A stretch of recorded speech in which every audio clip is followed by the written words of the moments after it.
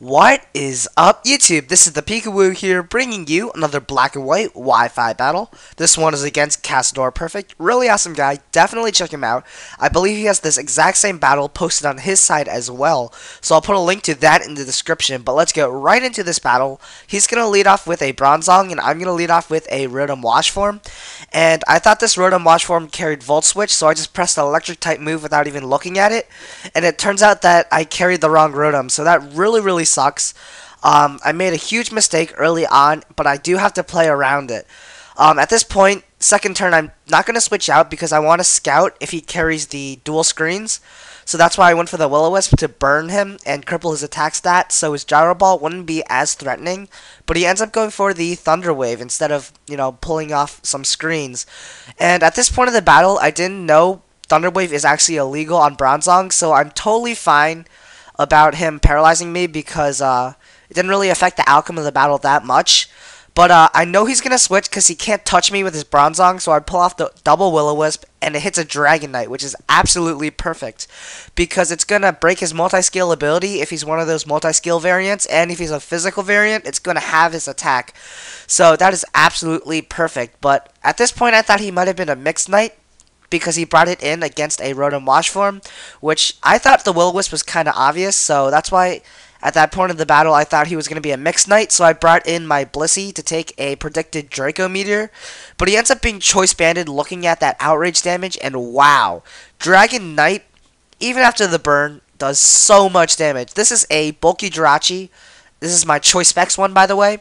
It still takes around 25% against a Dragonite that is burned. That is just ridiculous, but the reason why I went for the Doom Desire here as opposed to Psychic was because I was actually anticipating him to switch out, but because I'm locked into Doom Desire at this point, I have to switch out because it's just going to fail if I do it again.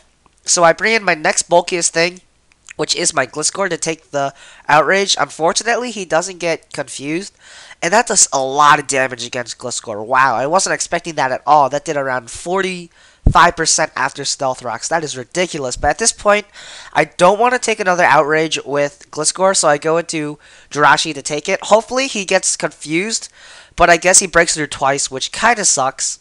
But finally, after this turn, Doom Desire is going to take him out, so this is okay, I guess. Well, not really, because that Dragonite did a lot of damage to my team. It crippled my Blissey, my Gliscor, and my Jirachi. And at this point, he has switch advantage. So he's going to bring in his Lucario and just finish me off with a close combat. I don't even bother switching out because I don't want to risk him setting up a Swords Dance. And if that happens, he will be able to do a lot of damage against my team. But at this point, I'm going to bring in my Infernape because it's a great counter. And I'm going to set up the Stealth Rocks, predicting the switch. Looking at this play, it wasn't really the greatest play since he does carry a Tentacruel. And Tentacruel pretty much resists both of my stab moves, and it can rapid spin. But he decides to actually set up some Toxic Spikes before he spins, so that's pretty good. Because my team doesn't really get affected by Toxic Spikes at all. As you'll see, I have the Gliscor, Jirachi, Rotom, Hydreigon. I think the only two Pokemon that don't resist the Toxic Spikes are my Infernape and my Blissey, which they don't get affected that much because they're relatively offensive. But at this point, I'm just going to try to take him out with two Thunderbolts as he sets up his first layer of Toxic Spikes. And then he finally realizes that my team doesn't really get affected by Toxic Spikes, so that's why he goes for the Rapid Spin, which is actually a really great play on his part because it's kind of essential for him to get rid of the rocks because he does, as you'll see later, carry a Pokemon with Focus Sash, so that's really going to help him out. But I am going to get the paralyzation. Doesn't really matter at this point because I do get a critical hit here. So that's going to take him down anyways. So that's totally fine. And yeah, he's going to get taken down now. He's going to bring in his Lucario again. And I know I can deal a lot of damage with Hydro Pump. And I know he can't take me down in one hit with a close combat. But he ends up going for the he ends up going for the Swords Dance as I miss my Hydro Pump, which is actually really bad for me because he gets a free Swords Dance up and I have to fodder something out. Either my Rotom Wash form or something else. And I do decide to save my Rotom for later because it is pretty important since it does carry really good typing and can resist a lot of Pokemon. So that's why I do decide to leave my Gliscor here to die because it's the most useless Pokemon I have on my team at this point because it's at such a low HP and it's not that fast, so it can get outsped by a lot of Pokemon. So at this point, I'm going to bring in my Hydreigon because I know I can take a +2 extreme speed and I can finish him off with a Fire Blast. So the Fire Blast actually does hit, which is lucky for me, I guess. And the Lucario is going to get taken down, so one of the biggest threats on his team is taken down. And that was really close because if my Hydreigon died there, he probably would have been able to sweep my team with that Lucario. But at this point, I'm going to go for the Fire Blast. Since I am Choice Scarfed, I can outspeed and deal some damage.